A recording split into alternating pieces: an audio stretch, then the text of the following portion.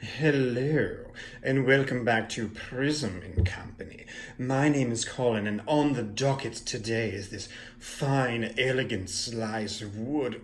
Feel the grain as it runs betwixt your fingertips. Now, I'm getting a little southern all of a sudden. Now, what we're doing today is we're gonna do a little tarot reading for y'all. Okay, we're back. What I'm doing today is a VR to Tom Benjamin. His latest video, as of this recording, is about reading the Tarot de Marseille completely visually.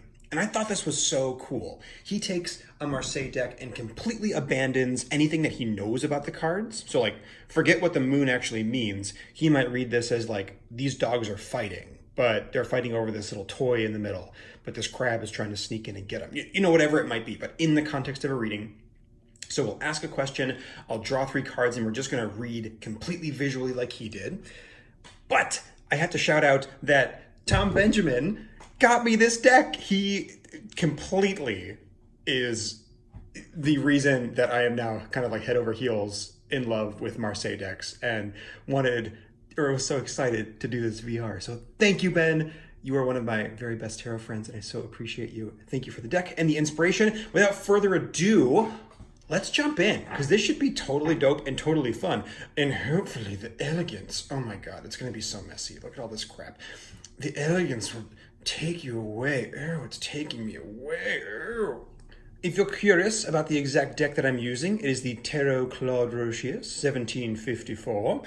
This is a really, really stunning deck. It is a Marseille, but it contains so many beautiful errors. Like, for example, some of the major arcana are flip-flopped. So you're probably used to seeing the Wheel of Fortune facing the other way, but the printing block, you know, the process that they use to print it, just done flipped it. It's full of goofy, dopey eyes. Like, look at this. And like crazy colored animals. The light blues, especially in this deck, are just like profoundly beautiful. All sorts of stuff is messed up. And then this, ooh, this, where we have the ghosting of other cards on the side. This deck was clearly a rush job and, you know, probably made with haste, which is also a rush job. Thank you, Colin, for clarifying that. But oh my goodness, it is so full of character. It feels so human.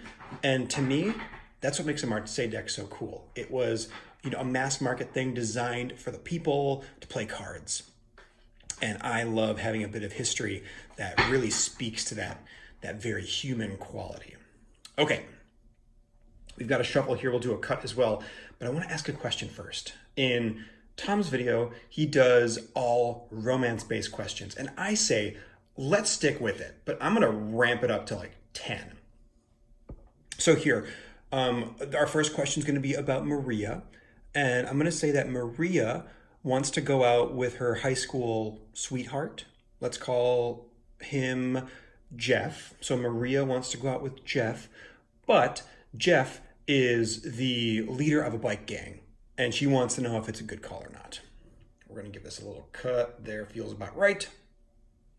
Let's go with a 1, a 2, and a 3. Now I'm gonna try as hard as I possibly can to not read these like I normally would with like normal, quote unquote, normal card interpretations, but instead just focus on the images. And can we just for a second, talk about how lovely this is with the little wood elegant touch in the background? I'm kind of loving it. Let me know what you think. I think for reading videos, this could be very fun. Okay. Well, this is clearly Maria here. Her head is all up in the clouds and she's like on cloud 9 and she wants to tell the world. This is the trumpet of social media that Maria is blasting to all of her friends right now. By the way, I've already forgotten the names that I picked. I think it was Maria and Jeff. So if they ebb and flow, let's roll with it. They're dynamic people. They can change their names all they want. So Maria is actively blasting her social media truth to all of her friends, and they're like, oh, damn. Like, girl, this is not going to go well. This girl is literally afraid. She's frightened and turning blue. Meanwhile, Jeff over here is leaning back. He's loving it. And he's like, girl, you better keep going with this because this feels very dominating to me. You know, he's kind of like, this feels aggressive. He's making direct eye contact with Maria, who's not looking at him. She's too busy chatting up her friends. And that could be an issue there. But what I'm seeing is that there's also this dude, and he's like peacing out. So I don't think this is the same guy as Jeff here. He doesn't have a beard or anything. So I'm thinking that the world is kind of turning a blind eye. The people are looking away, and it's really insular. So now let's see. I'm trying to look for some other symbols here too. We have a bird, we have a horse, we've got some folks in the background. Side note, isn't it weird that this lump is like flesh colored in the background? That's neither here nor there, but like, what's this weird fleshy lump on Judgment? I'm thinking this feels like a pretty strong no because of this little moment right here. And everyone else is just like, peace, we're not going to work with it. You should not date him because this is going to end up being an insular little thing that is not super healthy. It's going to be very dominating. And I think you need better than that, quite frankly, Maria. I think I know that for you in my heart. And everyone else, you know, all these friends that you're blasting right now with your sweet, sweet tweets, they're going to run away and it's going to be a bad scene. Okay, great. That was actually pretty fun. Let's take a look at another love reading. That was supposed to be all like elegant and cool. Hold the phone. I'm not even going to edit it out. Let's take a look at another love reading. See, that's how it's done. I'll be learning lessons along the way because I don't typically read like this. And I think I was getting a little too caught up in the symbols at the end there. I'm just going to kind of go with the gut, off the cuff, go with the flow. Don't you know? Okay, great. What we're going to do now is another reading. Thank you, Colin. I'm stalling to think of a question. This time it's going to be about Tiffany and Amanda. And Tiffany has a crush on Amanda, who is her lifelong best friend. But Amanda suspects that Tiffany is a necromancer. So she's worried about Tiffany, you know, defiling graves and bringing them back from the dead. And that's a complicated situation. So Amanda is coming to us and saying, Tiffany, my lifelong best friend, has a crush on me. She's worried. Does this make sense? No. Tiffany's going to be coming to us. She has a crush on Amanda, but thinks that she's a necromancer. Yes, it would be wild if someone asked the question, someone thinks I'm a necromancer and has a crush on me. Does that seem kosher? No. Okay, Tiffany is coming to us. And let's take a look at what we got. Boy, I got lost in the weeds there. So just to clarify, Tiffany is our querent. She is asking us the question, should I go for this relationship with my lifelong best friend Amanda, who I suspect is a necromancer? Now, this is something I did not expect, which is all small cards. Now, I feel like Tom did something cool to make this not happen in his video, but I'm not remembering it right now. Let's give it a try. I like looking at things and breaking down images. We can probably make this happen. Okay, so what I'm seeing right away is that there's money involved. Amanda is pretty rich. We all kind of know that. And there's been gifts like flowers given. So Tiffany is definitely kind of swooning over the financial aspects in some way of Amanda. Because they've been friends so long, the family treats her at her birthday and on, you know, holidays and events. So there's some like not super great reasons for the infatuation. Now, as far as the necromancy goes, I can see why. There's some weird stuff happening. There's this odd flower, but it's blood red. She's seen, you know, Amanda like dyeing flowers in red liquid. Maybe that's blood and it's doing weird things to the leaves. And it's all very protected. So it's like hush, hush and behind the scenes. But what she's not realizing is that some of this kind of protection is a little bit self-imposed. It's not really that secretive. And what she's doing is a little more like clear-cut, like a sword. So Amanda is not a necromancer. I'm sorry to say, Tiffany. I know it really seems like it because she's doing weird stuff. I think, honestly, she's just crafty. But you are building up these walls, and you have kind of a rotten foundation for exactly why you're interested in dating her. So I think what you need to do is kind of see the situation for what it is, let it breathe a little bit, and kind of cut ties. You know, use that sword, that clarity to say, I'm going to sever these ties Still kind of rolling the dough because, you got a good hookup here. So you can still kind of crush on her a little bit, have a little infatuation. And then Christmas time comes around, you're like, hey guys, I could use a Lamborghini. And look at all this cash. They got it. And then, you know what? You also got it. I've forgotten everybody's names in this story by now. So let's move on to the next one. Watch out. All right, time for another question. This time, let's do two gents. We're going to do Alexander and Philip. Now, Alexander, of course, is the lead supervillain in an evil organization. And who did I say? Philip is a up-and-coming young hench person. And Philip has got his eyes on Alexander, He sees him in that cape and he's like, ooh, aubergine's a good color on you, Alexander. And Alexander's like, well, hello there, little hench person. But the problem is that it's like kind of a big HR issue. And it might appear weak for a supervillain to date a hench person. So in this case, I feel like Alexander is asking, is it kosher for my vibe, for my look, for my whole kind of shtick that I go for Philip? Let's read that. Let's see what we got. Oh boy.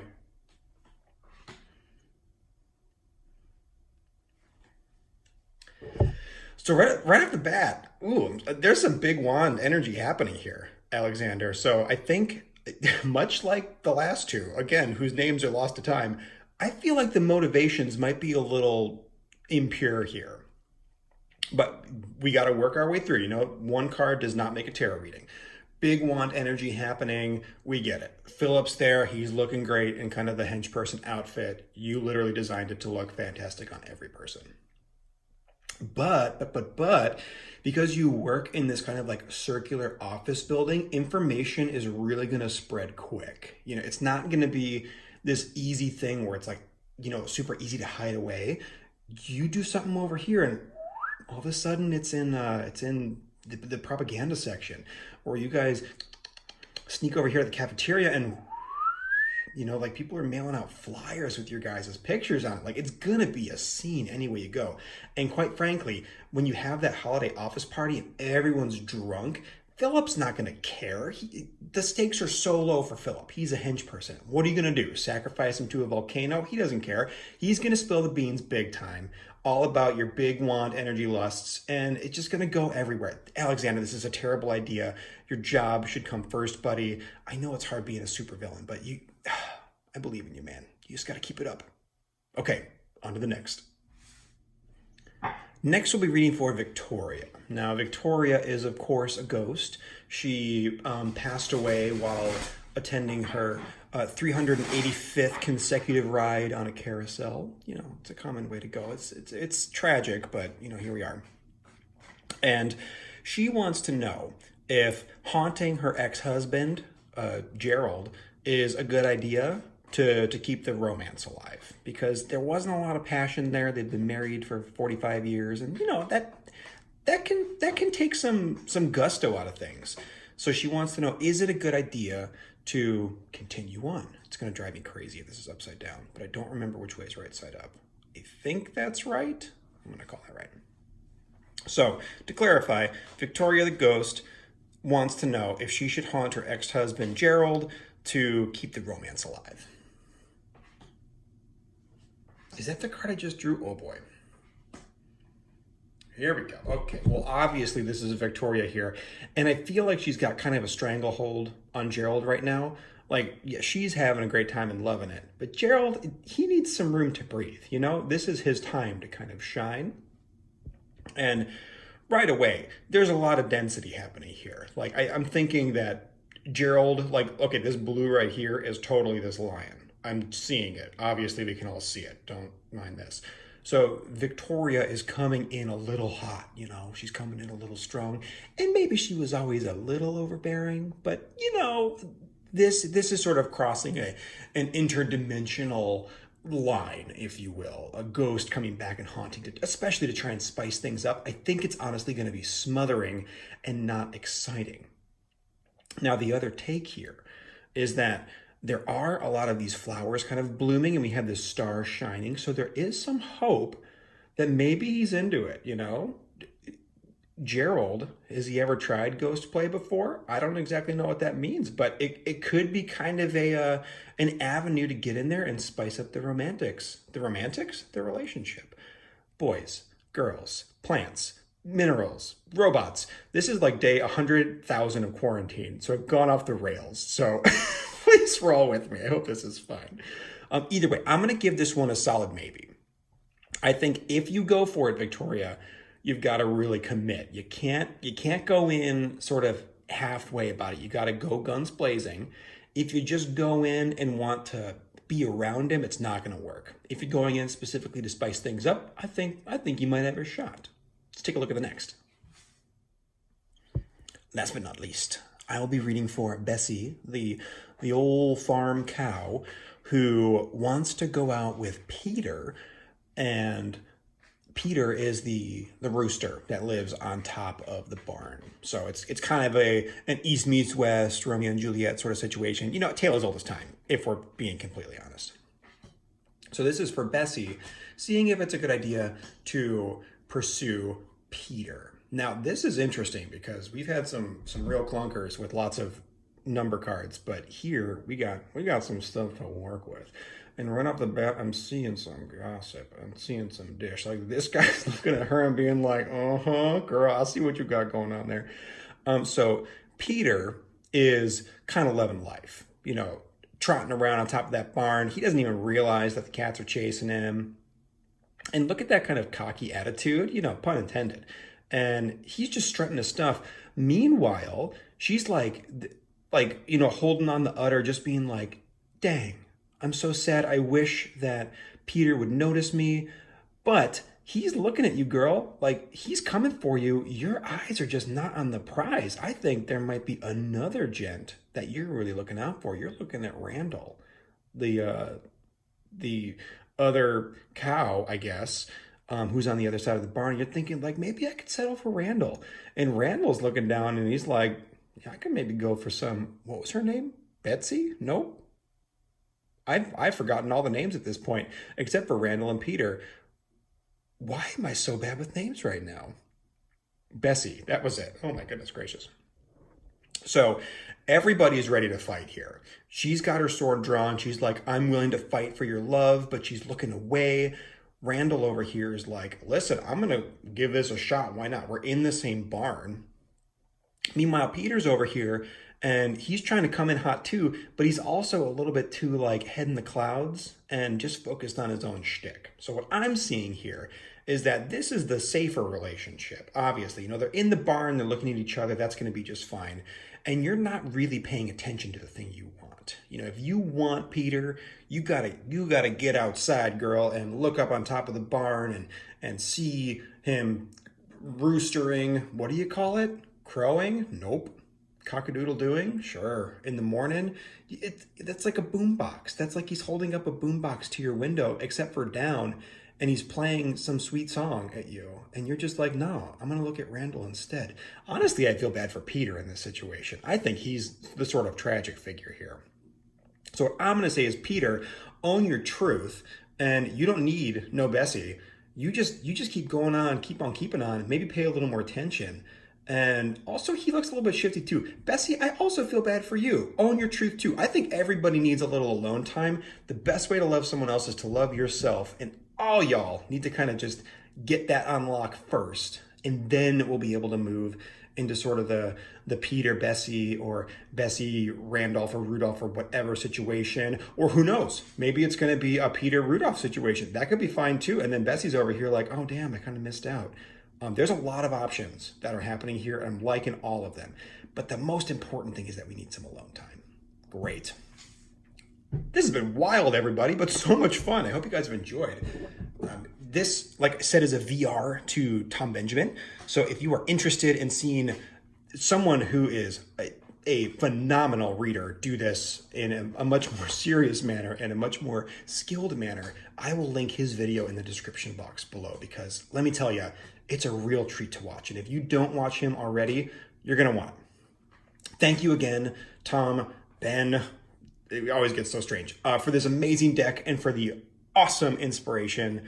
for this video. It's been so much fun, and I hope you guys have enjoyed a little bit of silly fun as well. I will see y'all on the flippity flop, as I always say classically, but it's really been a pleasure. Thank you so much, everybody. Bye-bye.